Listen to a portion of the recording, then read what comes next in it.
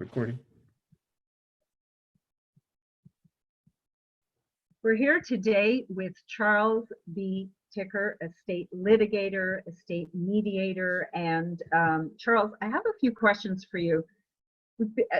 We've talked in previous videos about whether parties should consider mediation over litigation, and let's assume that they've decided that that's a good idea. And we've talked about whether that should be done early or late, and let's assume they've decided that.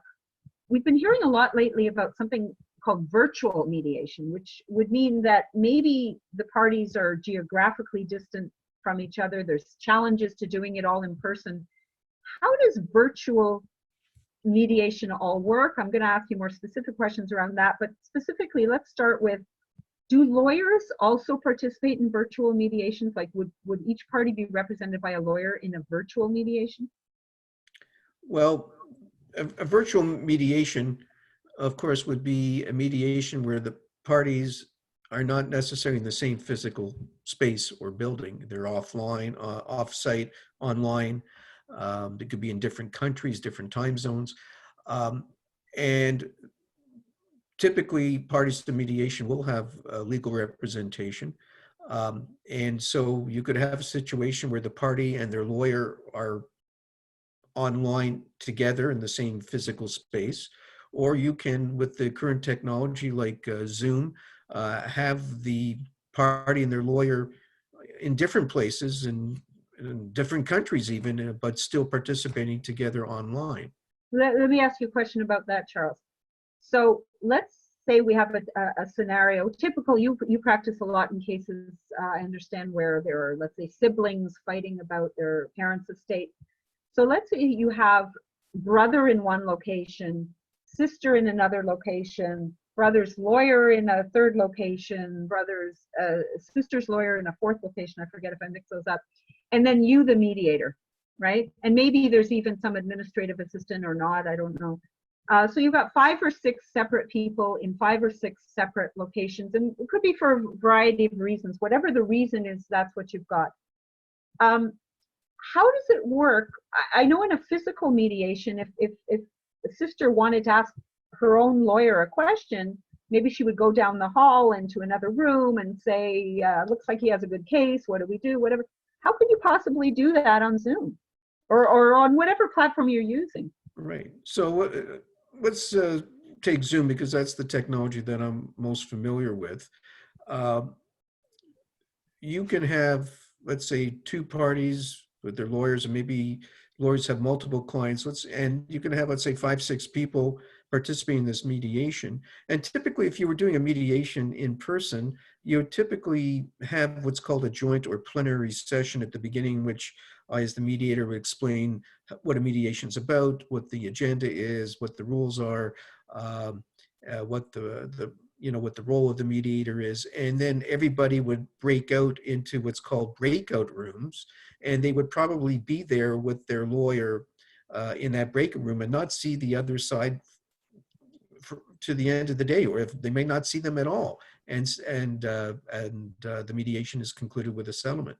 So with the technology that's available, you can create these breakout rooms and put the parties into the breakout room just as if they were going down the hall, and the other parties cannot see or hear them, and vice versa. They can't see or hear what's going on in the other room. So party can talk to their lawyer privately, and then the mediator has the ability to go back and forth between the breakout rooms to get the parties' position and settlement offers, and basically leave the room and virtually go to the next room. And so it's really amazing what the technology can do. So let's say I'm brother in this scenario, and maybe I'm not so sure about this breakout thing. Like what if I go in a breakout room and you send me there? How do I know really that sister can't hear what I'm talking to my lawyer about? Like, would you maybe do a test at the beginning, or like, how would I know? Well, it's probably, because we're dealing with technology, it's probably a good idea to do a little test at the beginning, make sure everybody's video and audio is working all right, that their Wi-Fi or their internet connections is working. And certainly you can do a test of the breakout rooms, but with the settings, as the mediator who is hosting the session can adjust the settings so people basically, once they're in that breakout room virtually, they can't get out of that breakout room. Obviously, they can leave the breakout room and go grab a snack in their house, or take a break and go outside. But in terms of what the people can hear or see online, once they're there in that breakout room, if I set the settings saying that you can't join anybody else without my permission, then nobody's going to hear or see you once you're in that breakout room. Oh, okay. Um, yeah, I imagine there probably, is always a risk in any kind of technology, and I guess parties would have to probably know that going in. Well, yes, and we do have the parties sign a waiver that, things can go wrong. I mean, there have been instances, I haven't heard of any mediations, but there have been instances of online meetings being interrupted by people who were not invited to the meeting, and that sort of thing. But the feedback that I've been hearing from other mediators using this technology is something that um, is working quite well. And one of the other things is, by having the virtual distance, it may even lessen the emotional um, uh, tension that might be when they're in the same building, where you have cases where they won't even get on the elevator together when they're at the end of the day. They want to make sure their sister goes down the elevator first. Well, if you're in a virtual environment, you can say, I'm not going to look at you, and turn off their video, or tell the host to say, look, I don't want to look at my sibling. Can you turn off their video? But basically, there's probably it's not as, sort of like the medium is the message, Marshall McLuhan. It's not as hot, it's not as hot a medium when you can control it virtually, as opposed to being right in the action in person, where people can say, well, even though they're in the other room, I think I can hear them. When they're in a virtual breakout room, you can't hear them, and they can't hear you. Yeah, very interesting. And I get, yeah, maybe cooler heads will prevail. I guess there's nothing really you could do to prevent there being, 15 other people in the physical room where sister is hiding, under the desk. But again, I guess that would be one of the things that you just tell the parties at the beginning, yeah? Well, yes, that's something people have to acknowledge, and obviously people have to act in good faith, and you hope they're going to act in good faith, but that there is the potential for someone to be off camera, or something that's in the room, you don't realize they're there. Just like with that any is cell what. phone call or whatever. I'm sorry? Just like with a cell phone call, you never know who's in the room.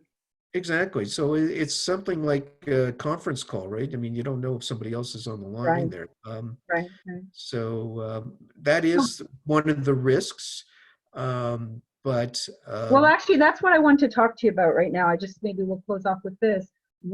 Let's just talk about the pros and cons of doing this. Like, why should people consider this? Are people considering this? Are people doing this? Or do the pros outweigh the cons? So what are the pros? What are the cons? And then help us make a decision. well, the pros are that the technology is quite good and quite easy to use, and people are getting used to chatting on video and FaceTime and that sort of thing. So they're comfortable with the technology. I mean, and you're saving the cost of, if you're using a facility to hold the mediation, you have to rent that facility. You're saving the cost of the rental. Someone, they don't have to necessarily dress up. They can have their shirt on and be in their pajamas or their sweats and be more comfortable. They can do this from the comfort of their own home. And if they want to take a break, go down, and grab a snack or whatever. So it's although it's a formal meeting and a business meeting, it's going to be somewhat less formal to the participant, and may put them a little more at ease, and maybe be more amenable to making a deal. Who knows? Yeah, and they don't have to pay their lawyers for travel time or the mediator for travel time. Yes. Yeah, I mean, that's true. I mean, I don't typically charge for travel time within my But lawyers often jurisdiction. do. Yeah, I Yeah, but mean, lawyers might. Yeah. Mhm. yeah. Okay, so those are some of the pros. What are the cons? Well, I guess the cons are, as you said, you have not 100% control who's there. It's a little more awkward maybe when you're trying to sign the minutes of settlement, but there's certainly ways that you can work that out. It's a little easier if everybody's there to sign, but you can certainly provide that counterpart signatures are good and get around it that way. Um, and and I guess one of the other cons is a lot of these facilities and where they hold the mediations offer pretty good snacks, and you're going to miss the snacks. But maybe I'll lose a few pounds because I tend to eat That's too many of the candies that's when I'm probably there. the biggest con of all. No, I guess, I mean, for some people, the privacy issue, uh, the risk, which, you know, may not be a big risk, but the risk that either somebody from offline could wander in, or, you know, hack their way in, or you know, online or offline, might be, you know, a deal breaker for them. But on the other hand, it sounds like from all the pros that you've enumerated, I'm guessing a lot of people will, you know, say, yes, I realize the risks. We live in an age where privacy is being compromised every time we, you know, I mean, we're being photographed at a traffic light. It might be, the pros might be worth it. I mean, what would you advise? I'm sure you get a lot of people coming to you. You're an established estate mediator, and I know people come to you. If they're asking you, Charles, should I consider this? Should I agree to my lawyer's suggestion to do a virtual mediation? Or should I even suggest to my lawyer, you know, let's do a virtual mediation. Let's not wait, you know, until 3, 4, 5 months down the road where, you know, we can get the room booked or whatever. Should we just, you know, go on next week? What would be your advice to them? Are the pros worth it, or does everybody have to decide that for himself or herself? What do you say about all that? Well, I think it's definitely worth using the virtual mediation, particularly if you're not in a position to do an in-person mediation. Um, and um, and I think it works just excellently. And the feedback that I've heard from people that have used the process has been very, very positive. And I think we're going to see more of this down the road.